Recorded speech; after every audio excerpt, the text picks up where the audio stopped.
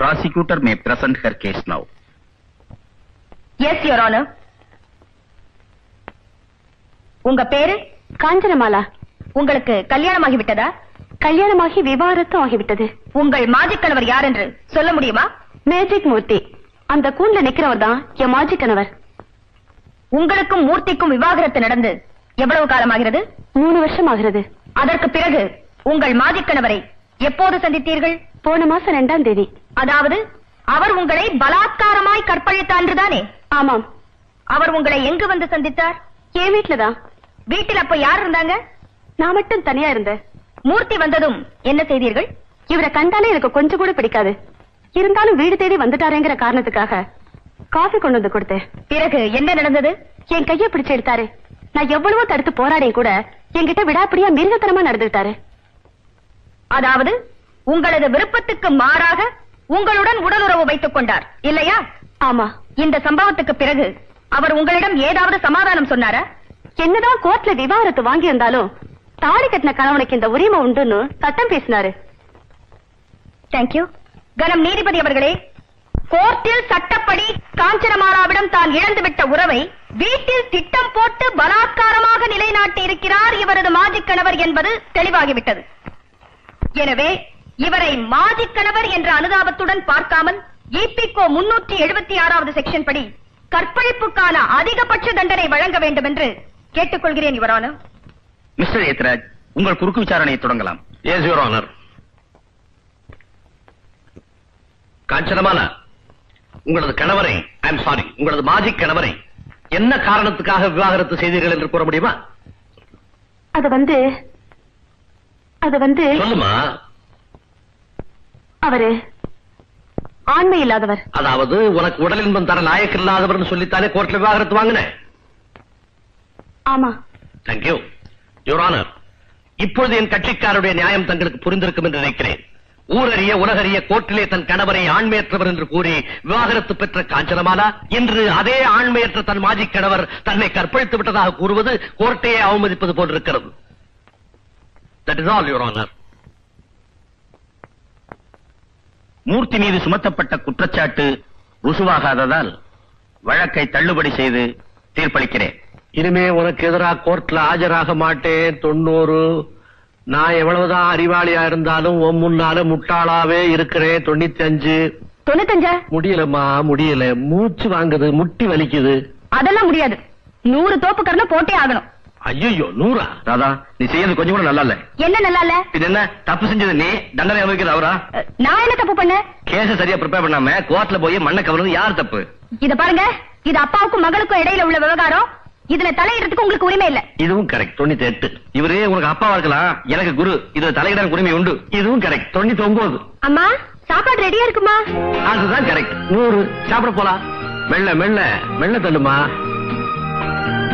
அப்போடா, எனக்கு 100 தோப்பு கட்டணம் போட சொன்னாலும் சொன்னேன். யானை பசி. இதுவும் கரெக்ட். உங்களுக்கு நல்லா பசிக்கணும், நீங்க நிறைய சாப்பிடணும்னு தான் தோப்பு கட்டணமே போட சொன்னேன். இந்தாங்கப்பா, உங்களுக்கு பிடிச்ச சிக்கன்.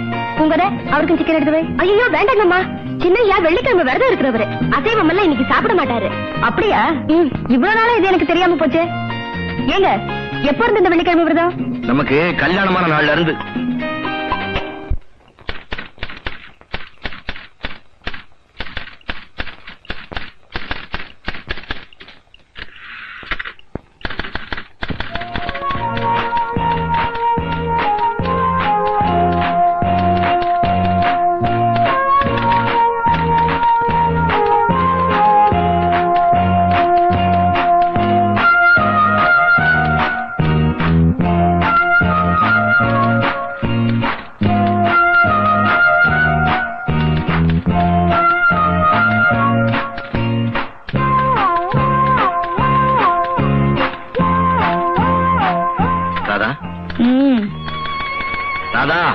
என்ன மணி 11க்கு மேல ஆச்சே, இன்னும் ஒரு தூக்கம் இல்லையான்னு கேட்டேன். இன்னைக்கு கேஸ்ல அப்பா என்ன தோக்கடிச்ச மாதிரி அடுத்த கேஸ்ல அவரை நான் தோக்கடிச்சே ஆகணும். அது வரைக்கும் எனக்கு தூக்கமே கிடையாது. அவசரப்பட்டு சபதம் எடுக்காத, அப்புறம் ஆயுஷ்க்கும் தூங்க முடியாம போயிடும். இந்த அர்த்த ராத்திரில இப்படி ஒரு அறுபது ஜோக் தேவைதானே? போய் படுத்துக்குங்க. துணை இல்லாம படுத்தா எனக்கு தூக்கமே வராது. ஓஹோ, வெள்ளிக்கிழமை விரதம் சாப்பாட்டுல மட்டும் தானே, சம்சாரத்துக்கிட்ட கிடையாது. இது பாருங்க, இன்னைக்கு எனக்கு விருப்பம் இல்ல, ஏகப்பட்ட வேலை இருக்கு. என் நேரத்தை வீணாக்காம போய் படுத்துக்கங்க. Radha, Indian marriage act 25 of 1955 section 9 என்ன சொல்லுது தெரியுமா? சொல்லுங்க யுவரான, தெரிஞ்சுக்கிறேன். ஒவ்வொரு கணவனுக்கும் அவன் விரும்பும் போது தன் மனைவியிடம் தாம்பத்திய உறவு வைத்துக் கொள்ள சட்டப்படி உரிமை உண்டு. அதை தரம் இருக்கிற மனைவி மேல கோர்ட்ல கேஸே போடலாம். அப்படியா? Indian penal code 105 of 1860 section 375 என்ன சொல்லுது தெரியுமா? கணவனாகவே இருந்தாலும் மனைவியின் விருப்பத்துக்கு மாறாக அவன் மனைவியிடம் பலாத்காரமாக தாம்பத்திய உறவு வைத்துக் கொண்டால் அதுவும் கற்பழிப்பு என்றே சட்டப்படி கருதப்படும். அதற்கு அதிகபட்ச தண்டனை 7 ஆண்டு கடுங்காவல். சாருக்கு அபிப்பிராயம் எப்படி? யார்கிட்ட கதை விடுற? அந்த செக்ஷன் 15 வயசுக்கு கீழே உள்ள மனைவிகளுக்கு தான் பொருந்தும். நீதான் அந்த வயசை தாண்டிட்டியே, வா தூங்க போலாம். இது பாருங்க, முக்கியமான கேஸ், நோட்ஸ் எடுக்கணும். சும்மா தொந்தரவு பண்ணாதீங்க, போய் படுங்க. அங்க போய் என்ன செய்யறது? இங்க டைப் ஆகுது, அடிச்சுக்கிட்டு இருக்கேன்.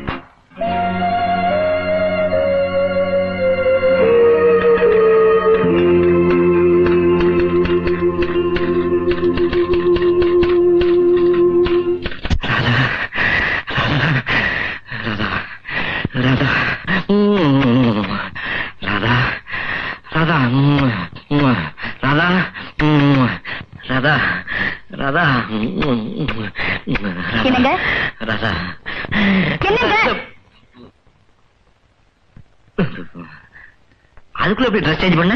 என்ன உளறீங்க? நான் இதே ட்ரெஸ்ல தானே இருக்கேன். கனவு முழிச்சிட்டு இருக்கும் போதே அசடு மாதிரி இருப்பீங்க, இத கனவு வேறையா? கன்றாவி, போய் படுத்து தூங்குங்க. வா போவோம். நான் தான் வேலை இருக்குன்னு சொல்லிட்டேன்ல. வந்து good night. Good night. Yes your honour, எனது முதல் சாட்சியாக மெர்சி ஹோம் தலைமை ஆசிரியை மிஸ் லூசியை விசாரிக்க விரும்புகிறேன். Yes, permission granted.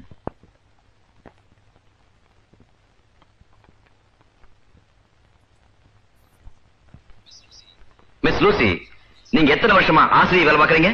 கடந்த 15 வருஷமா. உங்களுக்கு கல்யாணம் ஆயிடுச்சா? எனக்கு இன்னும் கல்யாணம் ஆகல. குழந்தை இருக்கா? Order order. Defence lawyer please proceed. மறுபடியும் கேக்குறேன், உங்களுக்கு குழந்தை இருக்கா? ஒரு பெண் குழந்தை இருக்கு. உங்க குழந்தைக்கு என்ன வயசாகுது? 12 வயசு ஆகுது. அந்த குழந்தைக்கு தகப்பன் யாருன்னு சொல்ல முடியுமா? Gnanaraj. I strongly protest your honor. Gnanaraj கொலை செய்யப்பட்டு விட்டார். குற்றச்சாட்டுகளை மறுப்பதற்கு வாய்ப்பில்லாத அவர் மீது வீண் பழி சுமத்துவது சரியல்ல. யுவர் ஆனர், ஞானராஜ் மீது பழி சுமத்துவது எனது நோக்கமல்ல. எனது விசாரணை முடிவில் வழக்குக்கும் இந்த சாட்சியத்துக்கும் எவ்வளவு நெருங்கிய தொடர்பு இருக்கிறது என்பதை எனது பேரன்பிற்கும் பெருமதிப்பிற்கும் உரிய ப்ராசிக்யூட்டர் அவர்களை உணர்ந்து கொள்வார்கள். Objection over ruled.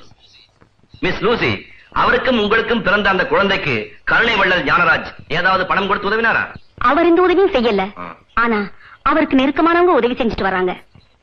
யார் அந்த நெருக்கமான நபர்? அவர் மனைவி மைதிலி ஞானராஜ். மிஸ்ஸஸ் மைதிலி ஞானராஜ் உங்களுக்கு பணம் கொடுத்து உதவ காரணம்? அவங்க புருஷன் எனக்கு செஞ்ச கொடுமைக்கு பிராயச்சித்தமா இந்த உதவி செஞ்சுட்டு வராங்க. Thank you miss Lucy. That's all your honour. Prosecutor defence சாட்சியை குறுக்கு விசாரணை செய்யலாம்.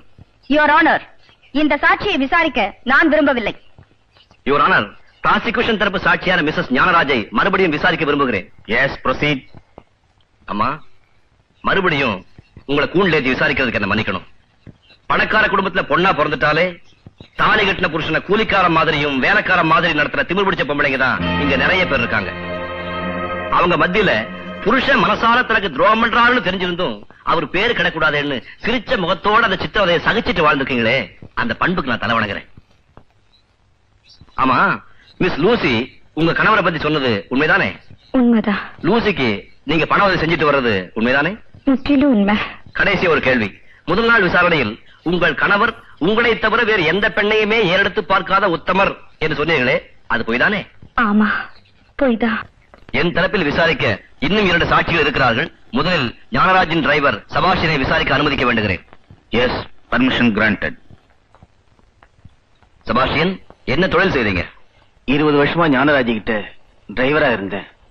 ஞானராஜ் செஞ்ச அக்கிரமங்களுக்கெல்லாம் நீங்கள் உடந்தையாந்துறீங்கன்னு சொல்றேன், உண்மைதானே? நீங்க சொல்றது உண்மைதான். தீபாவை உங்களுக்கு தெரியுமா? 10 வயசு பொண்ணா இருந்தப்போ பாத்திருக்கேன். அப்படின்னா தீபாவின் தாயார் மேரியும் உங்களுக்கு தெரிஞ்சிருக்குன்னு நினைக்கிறேன். நல்லா தெரியும்.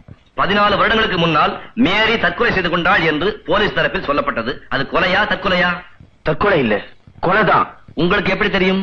மேரி கொலை செய்யப்பட்டதை என் கண்ணால பார்த்தேன். அப்படி என்றால் மேரியை கொலை செய்தது யார்? என் முதலாளி ஞானராஜ். மேரியை ஞானராஜ் எப்படி கொலை செய்தார் என்பதை தயவு செய்து கோர்ட்டுக்கு விளக்கி சொல்லுங்கள். சொல்றேன். ஏமா துணி எல்லாத்தையும் பெட்டியில எடுத்து வைக்கிற?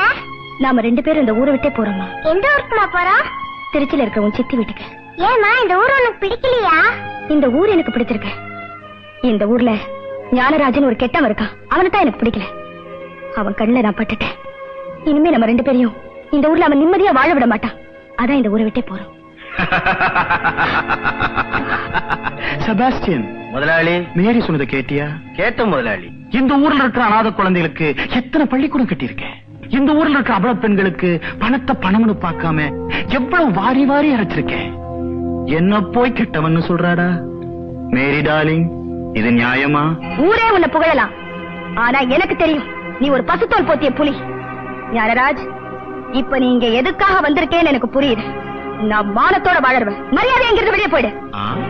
வீட்டுக்கு வந்து விருந்தாளி எப்படியா விரட்டி அடிக்கிறது? நான் வந்த வேலையை முடிக்காம போனேன்னா ஆண்வர்க்கமே என்ன கேவலமா பேசும். வேற ஒண்ணும் இல்ல, ஒரு 5 நிமிஷம் நீ என்ன சந்தோஷப்படுத்தினேன்னா அடுத்த நிமிஷமே இந்த வீட்டை விட்டு வெளியே போயிடுவேன். அதுதான் இந்த மேரி கிட்ட நடக்காது. நடத்தி காட்டம்.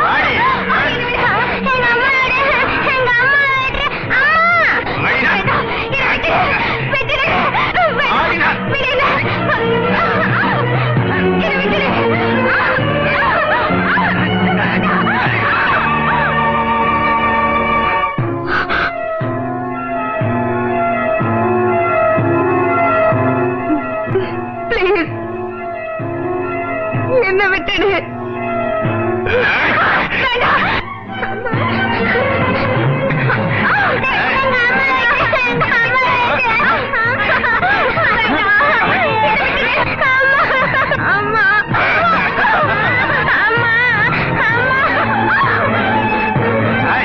எங்க ஒன்னாலும் நான் ஒண்ணு விட மாட்டேன்.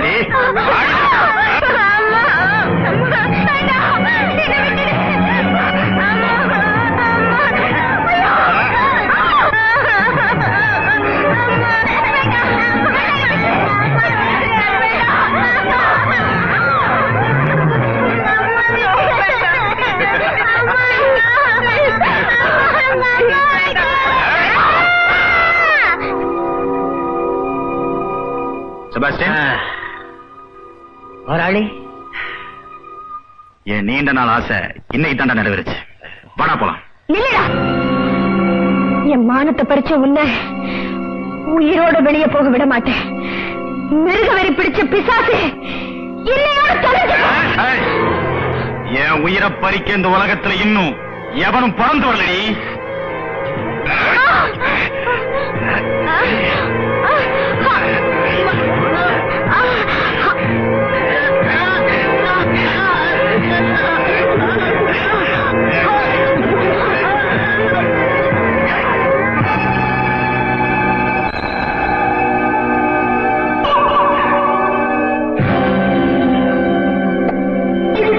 மயக்கம் போட்டு விட்டாளா?